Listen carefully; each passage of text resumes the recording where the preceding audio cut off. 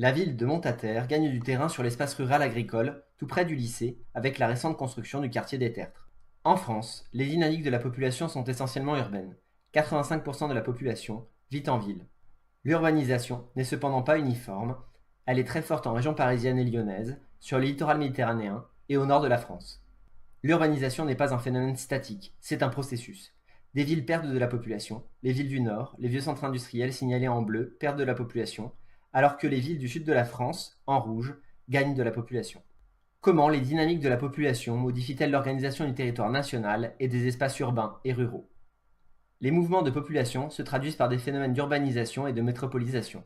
Les Français vivent très majoritairement en ville. 85% des habitants vivent en ville, c'est-à-dire qu'ils vivent dans des communes de plus de 2000 habitants. Le poids des villes se renforce du fait de l'urbanisation. Cela se voit a contrario par le recul des espaces ruraux en superficie et en population entre 1999 et 2015. L'urbanisation est la croissance des villes en taille et en nombre d'habitants du fait des migrations et de l'accroissement naturel. La métropolisation est le renforcement de l'influence des villes sur le territoire français. La métropolisation se lie dans le pourcentage des cadres dans la population active qui se concentre dans les grandes métropoles dont l'influence est grande. Le poids de la métropole parisienne est écrasant. Il y a 10 fois plus de cadres en région parisienne que dans la deuxième métropole du pays, Lyon. La croissance des villes conduit à une interrogation sur les termes de ville, d'agglomération et de métropole. Est-il plus pertinent de dire « j'habite dans la ville de Montataire, de Nogent, de Tiverny » ou « j'habite dans l'agglomération crailoise » ? Celle-ci est-elle une métropole? Quelles sont ses limites? L'aménagement des villes, de plus en plus étendu et hétérogène, vise à réduire les fractures sociales et spatiales. Par exemple, l'allée à Cricri, étudiée plus tôt dans l'année, vise à réduire la fracture spatiale entre les Hauts-de-Creil et le centre-ville, faciliter les circulations douces entre un quartier populaire et la gare qui conduit aux emplois parisiens. Les villes présentent des contrastes socio-spatiaux parfois importants. Par exemple, la Seine-Saint-Denis est un îlot de pauvreté, dans une métropole aisée, au point de se singulariser dans sa dénomination commune, le 9-3. Avec le processus d'urbanisation, le centre concentre les emplois tertiaires supérieurs et les quartiers favorisés, tandis qu'en périphérie, des quartiers défavorisés se développent. Certains quartiers en périphérie accueillent des lotissements. C'est la zone périurbaine.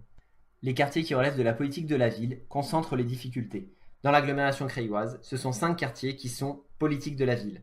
À Creil, l'écart entre les quartiers où les habitants paient l'impôt va du simple au triple, comme les foyers sous le seuil de pauvreté. De nombreuses actions d'aménagement sont menées pour lutter contre la ségrégation. Nos territoires de proximité ont fait l'objet de multiples aménagements luttant contre la ségrégation, que ce soit l'allée à Cricri, la rénovation thermique ou le plan de rénovation urbaine. Les espaces ruraux sont transformés par l'attractivité urbaine et connaissent de nouvelles formes de développement. On peut dresser différents types d'espaces ruraux, les espaces périurbains, les espaces ruraux compétitifs et les espaces ruraux défavorisés. Les campagnes, touchées par la périurbanisation, sont dynamisées par les villes. Saint-Herblain, en périphérie à l'ouest de Nantes, est dynamisée par la proximité de la métropole. Des zones pavillonnaires et commerciales y ont été construites récemment. Il existe également des campagnes agricoles dynamiques. Par exemple, les campagnes viticoles exportent une grande partie de leur production de vin et sont dynamisées par la mondialisation. Il existe enfin des campagnes en difficulté. Ces difficultés peuvent prendre la forme de la désertification médicale, qui touche par exemple les campagnes du bassin parisien. Elles touchent également certains territoires urbains. Les difficultés sont accrues par l'enclavement. Par exemple, les campagnes de la montagne corse sont difficilement accessibles. Pour conclure, les dynamiques de la population renforcent les métropoles attractives, notamment à l'ouest et au sud de la France. Les limites des espaces urbains sont floues, mais les territoires urbains grignotent des espaces ruraux.